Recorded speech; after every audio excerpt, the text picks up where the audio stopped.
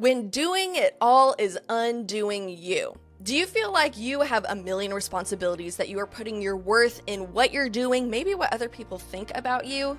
Friend, it's time to start being, to stop doing, and to truly connect with who God has called and created you to be.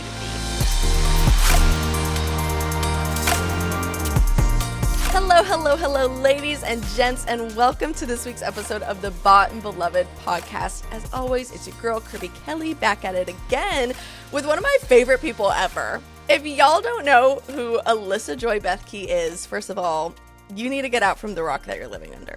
I love her. I love her husband, Jeff. They are not just ministry leaders that I've looked up to for so long, but I'm so glad that my husband and I get to call them dear friends. They were a part of my book writing process with literally hosting us while I was in the midst of writing mine. And it's so cool to return the favor even in a small way and have Alyssa join me here today to talk about her book that's coming out soon. I think by the time this episode is out, the book should either already be out, depending on if it's September 17th or not, or soon to be coming out. But it's called When Doing It All is Undoing You. And Alyssa wrote this, and we're going to be talking about it today. But before we even get into all of that, Alyssa, welcome to the podcast. Hey, Kirby. Thanks so much for having me on today. Absolutely. Well, for the people who don't know who you are, can you kind of give them a brief description about like who you are, what you do, what you're passionate about, all the things that make you you? Sure. So my name is Alyssa. I'm 30. Well, I might be 37 by the time you hear this podcast. So I'm like, oh my gosh, I feel like I'm getting old.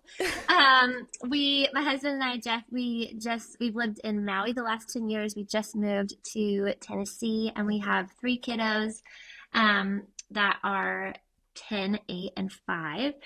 And we have the last, 12 years just been doing anything and everything creatively that we can to spread Jesus and talk about the gospel. We've done family things and marriage, and now we're really entering into forming men and forming women and how to be men and women who love the Lord and are more like him and just putting off the flesh and really seeking him. So we've done podcast, books, all those things. And for me, I love the beach, and so I love Nashville, but I am missing the ocean and the sun and reading. I think I'm becoming more introverted as I get older, so my dream, like 24 hours, would be to be by myself by a pool reading with fresh guacamole. So if that Can't tells you beat anything that. about me. No. Girl, come down to Dallas. You could come chill at my pool. We got Tex-Mex here, so. I know. Oh, queso all day. Yes, I could drink queso. It's so good. I know. I'm actually lactose intolerant, and I was just thinking, because I grew up in Seattle, so we've never lived where there's been queso until now. And I remember Alyssa Bethke said when she came to the Lord, the first thing she prayed is that the Lord would heal her from her lactose intolerance, and because she's Italian.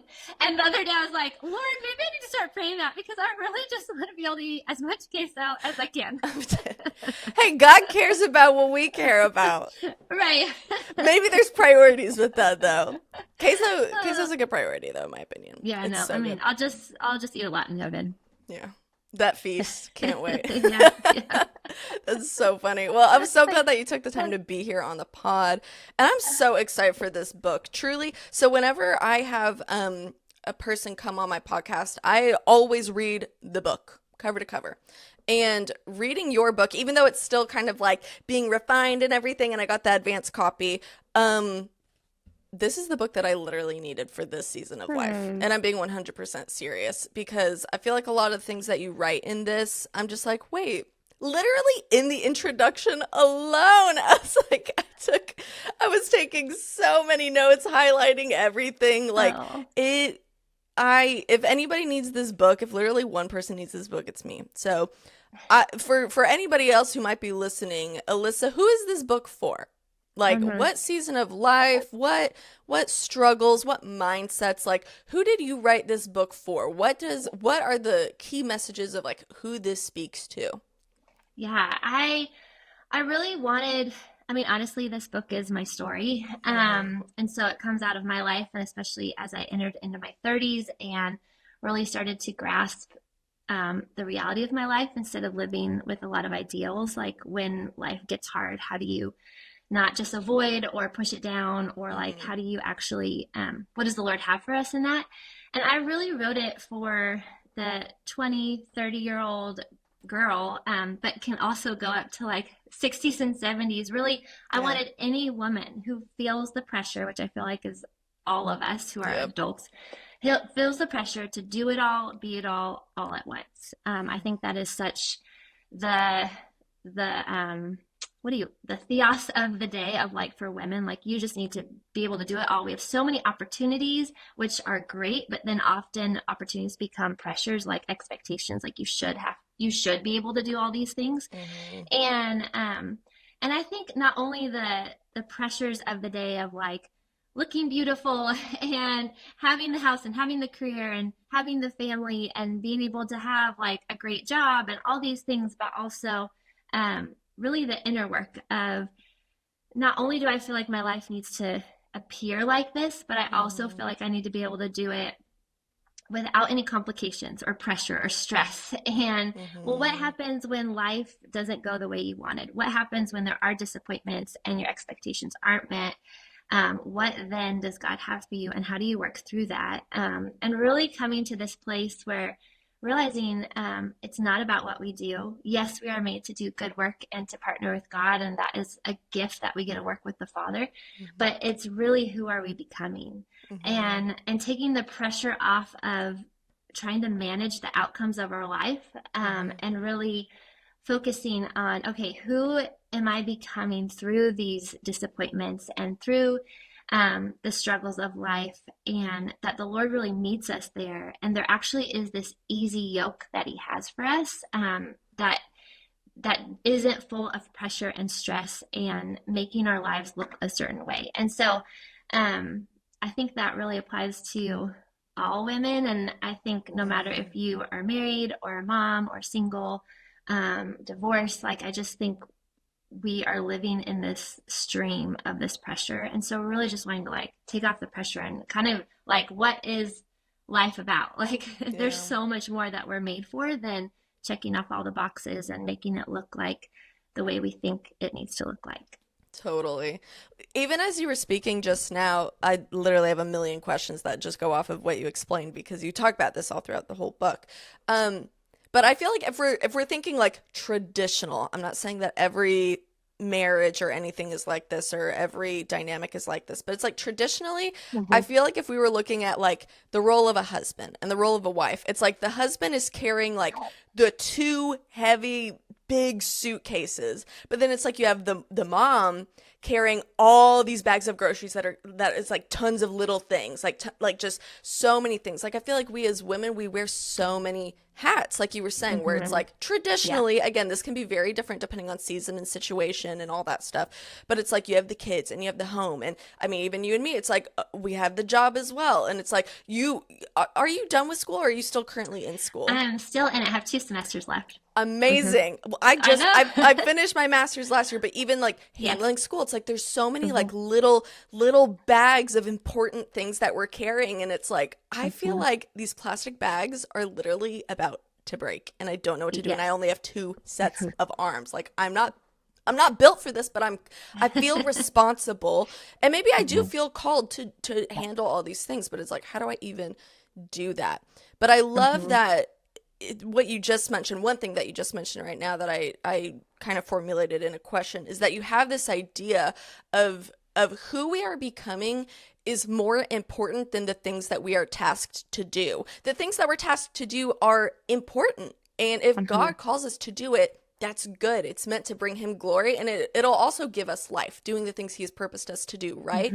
But you put this emphasis on, you need to know who you're becoming. Like this topic of identity that I think as women, sometimes it's like, identity, really? It's like, no, that is a foundational thing that we have to know, is who is it that you are becoming and that God is forming you to be. So why do you think, generally, but even specifically for women, why do you think so many of us struggle when it comes to putting our worth in the things that we are tasked to do?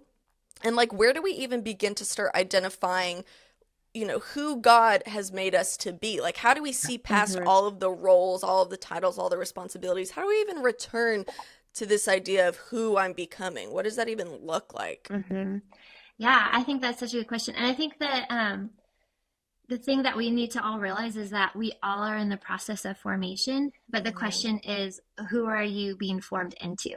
So you can either be formed to be more like Jesus, or you could be more formed to be like the world. And there's always, whatever decision we make, whatever our motives, whatever, it's going to play into those things. And I think there's a lot of reasons. I mean, I think we're created to work. When God put Adam and Eve in the garden, he wanted to co-labor with them. He said, like, here's a garden, let's make it a city. And so we're made to work. And we're also, I think all of us humans have this deep desire to be significant. Like, I want to be significant. But I think the problem is when we try to be significant on our own, instead of realizing, first and foremost, we're significant to the Lord. Like, we're significant before we even do anything, because we're God's children. And I think something my counselor has really helped me with is, I think we all seek survival more than relationship. So, and I think that plays into why we try to find so much value and worth in what we do. And I mean, honestly, it's very I don't know, like, we can see the results so much better when we do. Like, we grow up, we go to school, we put the work in, we get an A on the test. We become, the fruit is so much quicker. Yeah, it's so much quicker. And who we're becoming, oftentimes we may not even see the fruit. A lot of times other people will see it, but we may not see it. And so I think there's just it can be so much easier. Like, we long for survival, we long for the formula. Give me the formula, give me the 5 steps, literally, the keys to like succeeding or getting my goal or whatever. And so it can be a lot more easier to be task oriented than realizing, like, no, what the Lord is after is our hearts. And he is longing for men and women who seek him, who trust him, who are full of peace and full of joy. And I wrote this in my book, how the Lord is not after our resume, he's after our hearts. And he wants us to do work. But Watchman Nee had this great book, I don't know if you read it, called I always get them mixed up. I think it's Sit, Walk, Stand, and it's based on the book of Ephesians. It's like a devotional. Oh, wow. But he's saying, and so like Ephesians 1-3 talks about how identity, like what you're talking about, but how we have to sit with Christ and know who we are in Christ, what he says about us, before we can get up and walk. So we're meant to walk and we're meant to stand and fight against the enemy, but we only can do that after we sat and known who are we in Jesus. And so, and I think when we realize that it's not about our resume, but it's about who are we becoming in the process, I think that takes off so much of the pressure. So then the resume part can be the fun, not that it doesn't take work, but it's like, okay, what is my unique contribution that God has placed in me to do in this world? But it's not so that I can find significance and find my worth. It's out of my worth and significance that then I can give a unique contribution. I love that. I definitely want to stick on this topic because I feel like this is something that this is the part of the book, or like one of the messages in the book that really ministered to me specifically, is just significance and worth and not only my own perception of myself, but like how other people perceive me as well. Because you write a lot about that. I'm like, dang, me and Alyssa have a lot in common.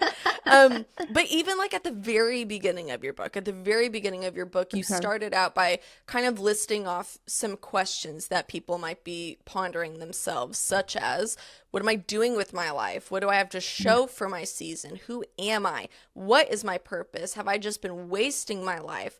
And often we end up in a place or a perception that God did not intend for us. And you define this as worthlessness and feeling worthless. For those of us who do put our worth in so many things that we do, it's like, why do I still end up feeling worthless?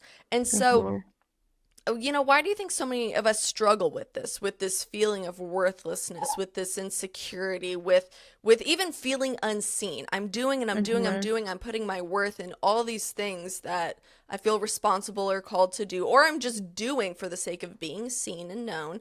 Why do we come out the other end still feeling worthless? Yeah.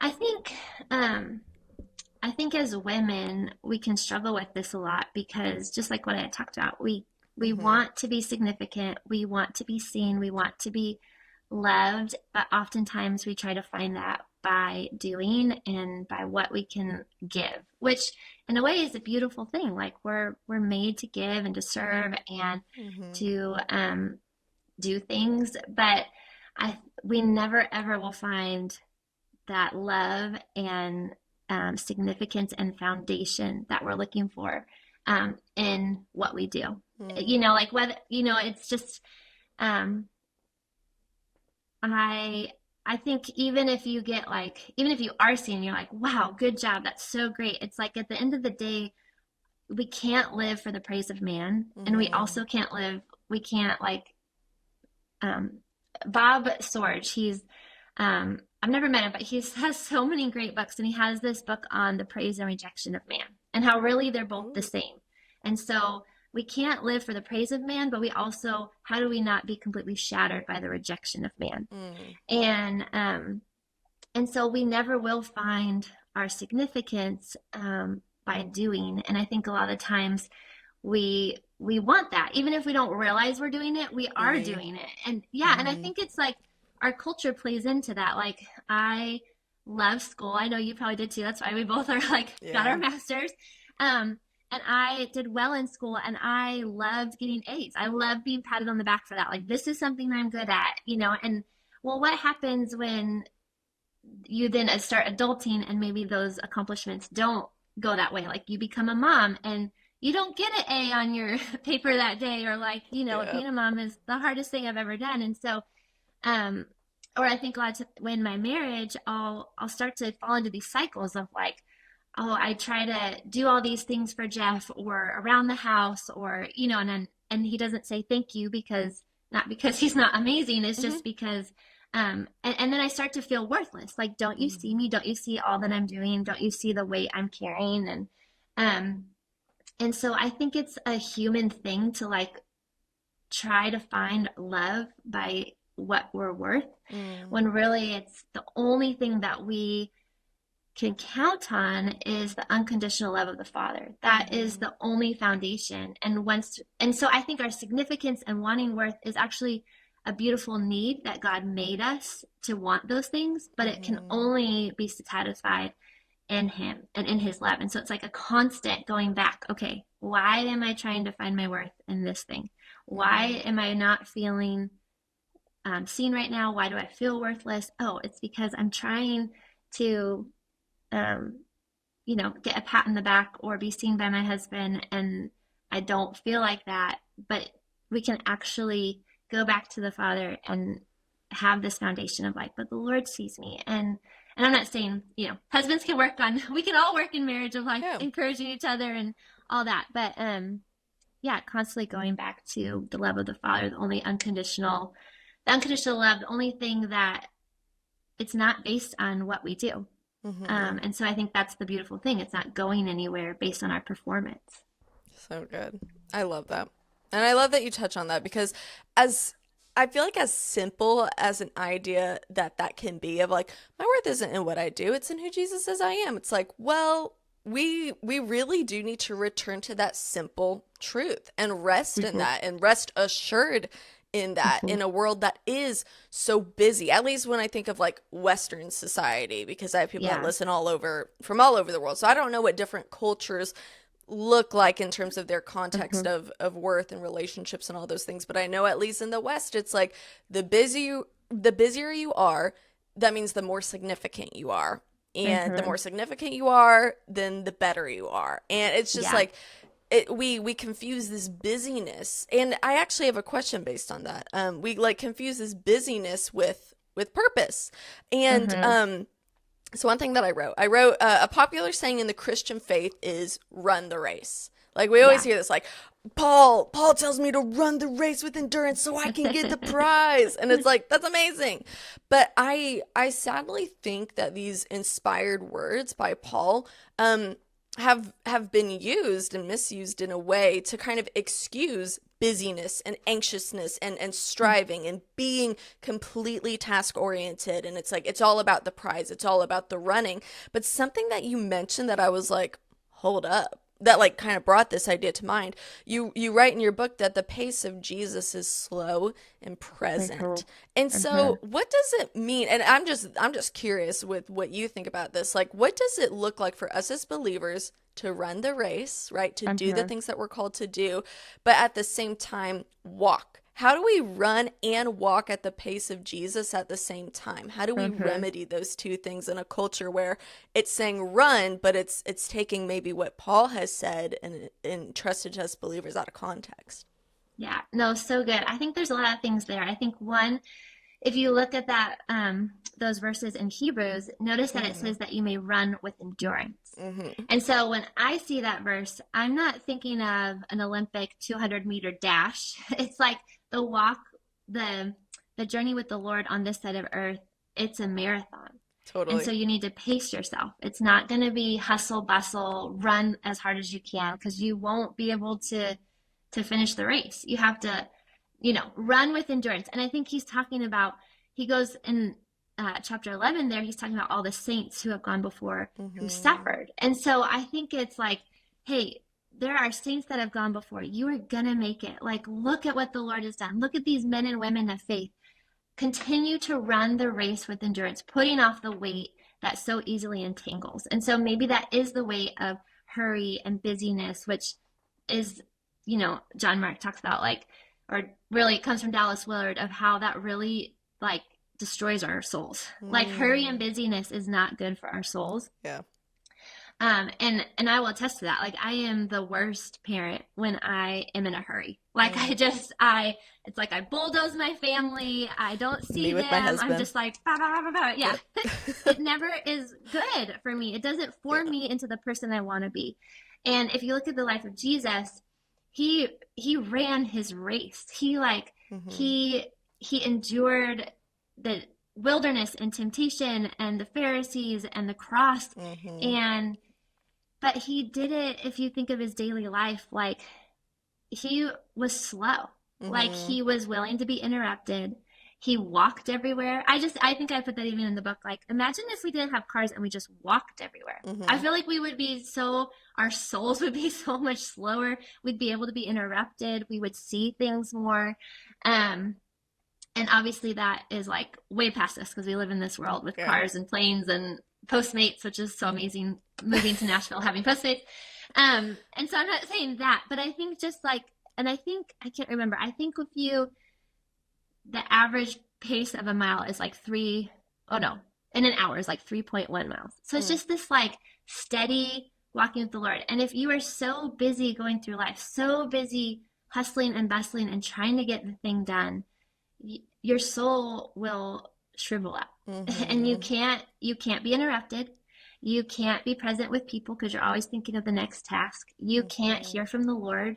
You might read your Bible and check it off and move on for the day, but that you can't, it doesn't provide enough time to let the word seep into your heart and actually change you and connect with the Lord. And so I think it's, in any relationship, like when you connect with someone, it's when you spend time with them, when you have time to talk, when you take the time to be present with them. And so I think that's the same. And so I think, yes, we are made to run the race. And I think really in that verse, it's talking about endure. And I think we see so many Christian leaders who don't finish the race, which is one of the most heartbreaking things. And so I think he's talking about stick with your people, look to your right and your left. Who are you running with? And let's encourage each other to finish this race, to not let the enemy get a stronghold, to not have hardened hearts, to keep running and seeking the Lord.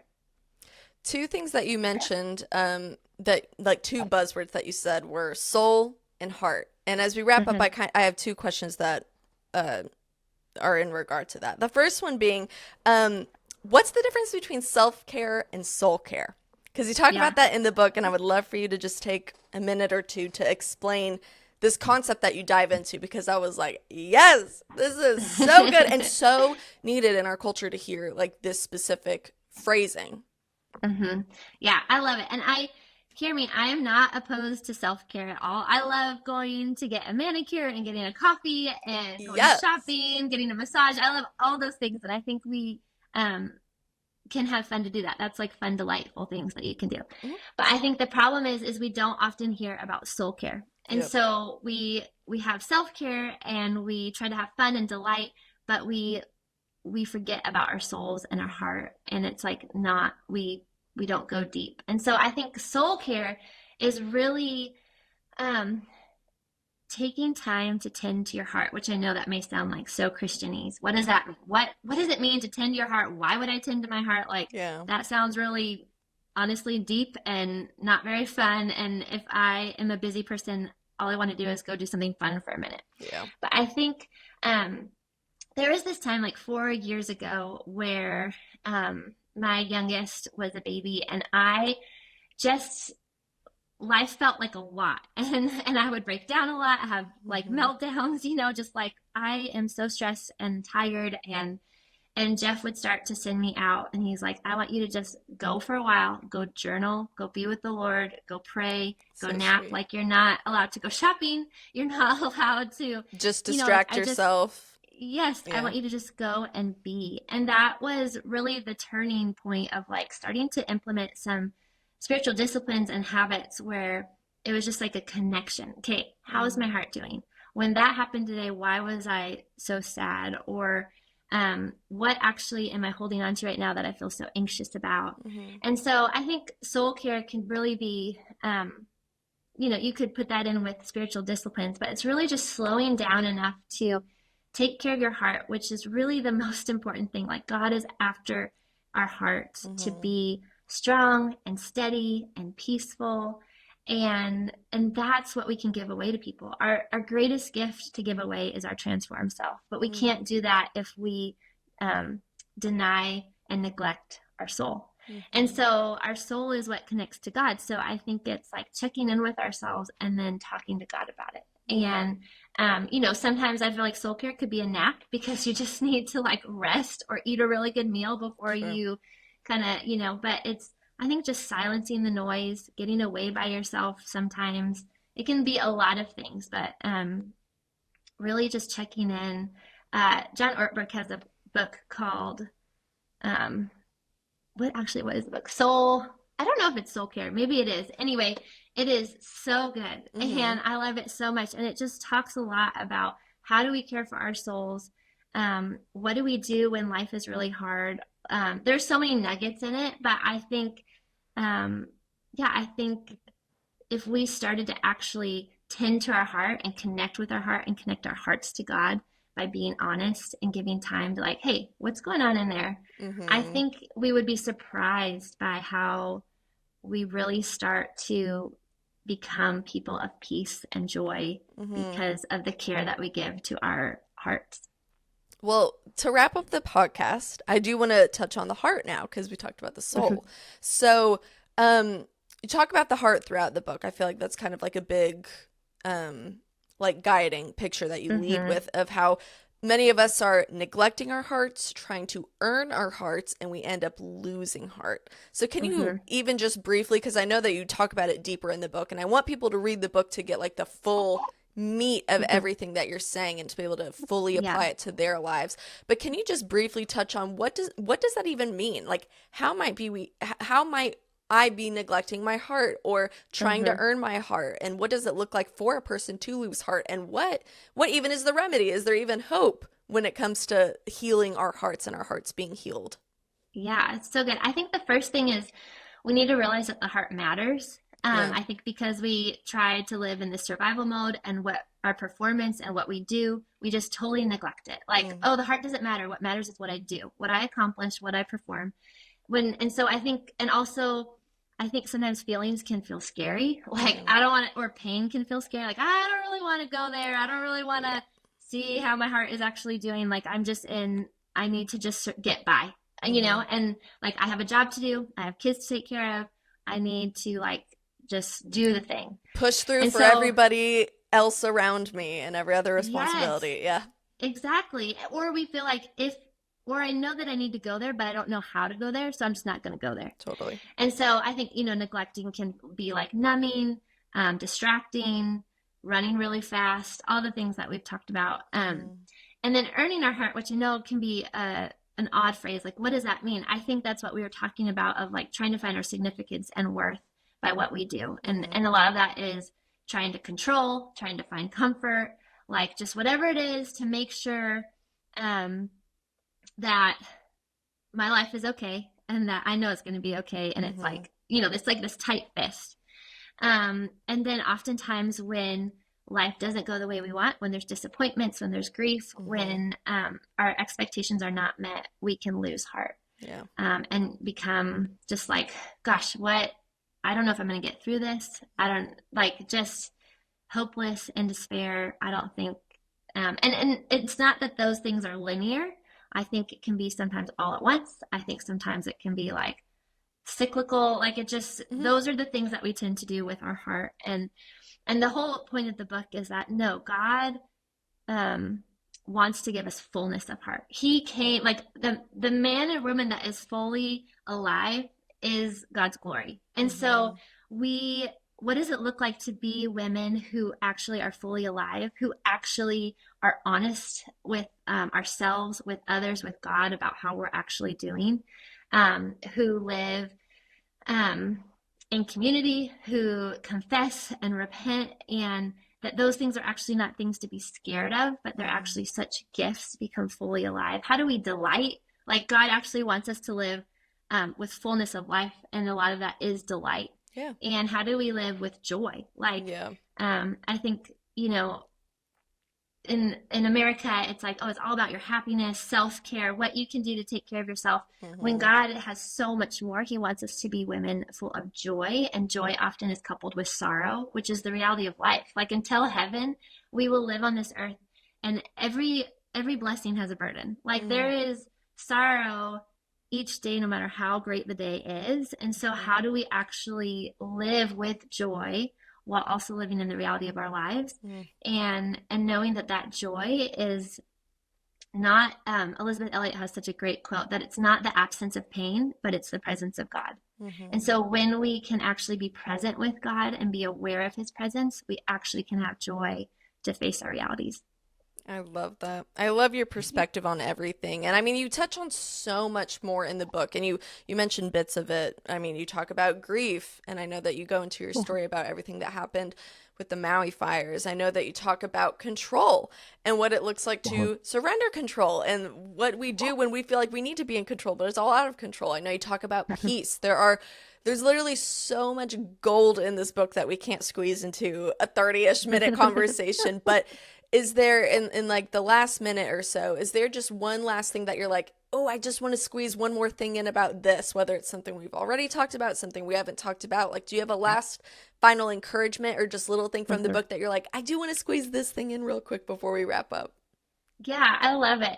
I think when I was really thinking about this book and my prayer for women as they read this, I have this vision of women whose faces are shining and bright because they are taking time to seek the Lord. It says that those who seek him, who face him, are radiant. And I talked about this in the book, about how in Exodus, when Moses went up to be with God on Mount Sinai, and he came down after like the golden calf and all there's a whole story. I love this story. But when he comes down, he doesn't realize it, but his face is literally shining. So much so that he has to wear a veil to talk to the people. And then when he goes back up to talk to God, he can take the veil off.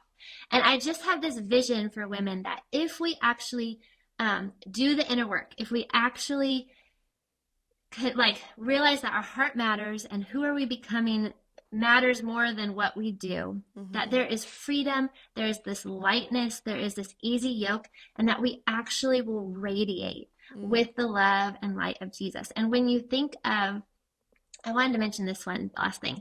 When I think of women in my life who have been the most impactful, or men or speakers or teachers, whoever it is not because of their resumes, although a lot of them I'm like, holy cow, I can't believe you've done all that. True. It is, I'm like, wow. It is the people that they are. when I spend time with them and they are fully present, they're not distracted, they're not in a hurry, they listen, they love, they encourage, they like have Holy Spirit words that's like, I feel like the Lord is saying this. They check in with me, like that is who I want to become. But I cannot become that person if I am neglecting my heart and stuffing my feelings and not being honest and not seeking community. Like that comes as we realize that our transformed self is the best gift we can give people. And so I think just for women to be encouraged of like, yes, inner work is work, but as we seek the Lord, it's so much lighter than we realize. It really is just like sitting with the Lord. What is it like to be in his presence? What does that feel like? Like imagining his face turned towards us, giving our cares and our anxieties to him, that we will radiate with his glory. Instead of this, like, I just got to get through life. I have to do it all, be it all at once.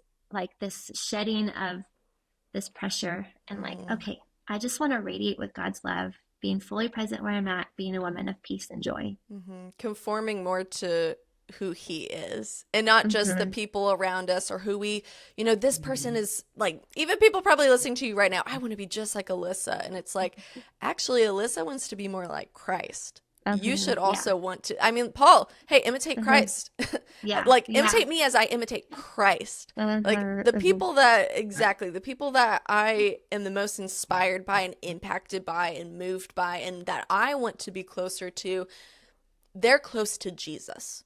And it's like, wait, maybe that's where it begins, is pursuing him, becoming and being versus doing all the things. And letting that inward transformation take place. So, Alyssa, thank you for being here on the pod. And thank you, more importantly, for actually writing this book and putting everything that's going on in my mind and in my heart and in my soul and everywhere and everything into just something that is so chewable and digestible and applicable as well. Like this, I really, really, really mean it when I say that this book has already ministered to me before it's gotten to the hands of so many, I'm praying millions of other women who need this message today. So just thank you for being faithful, and know that everything that God brought you through was not in vain for yourself and for a lot of people that are going to benefit from your words. So thank you, Kirby. So kind. It was such a blessing to be here. Love hanging out with you. I know. We're gonna have to come visit y'all in Tennessee soon. Yes, you will. I know, not too far. I know, literally, mainland. Praise God, I could afford those plane tickets. Literally. But everybody, Alyssa Bethke's book is available September 17th. So whenever you're listening to this podcast, hopefully the book is already out by that point. If not, pre-order that thing. Get that thing like in your Amazon cart or Kindle or Goodreads or Audible, literally however you consume your content, get this book. It's called When Doing It All Is Undoing You, Meeting God in Your Unmet Expectations. And I promise you, it goes 10 layers deep into a million subjects that I think we all need to hear that are very necessary. So y'all go check that out. If you like this episode, please show it some love, whether you're watching it on YouTube. You can subscribe, comment, let me know what stuck out to you. Or if you are listening on Spotify or Apple Podcast, please leave a rating and a review that way as well. I also want to just shout out my own book if y'all want to check that out. It's called You Can Be Free. If you are struggling with habitual sin, if you're struggling with shame, you can check out that resource. But seriously, check out Alyssa's book too, because she is phenomenal. I love her. And I love you guys. And I will see you guys next week for another episode here on the Bought and Beloved podcast. Bye.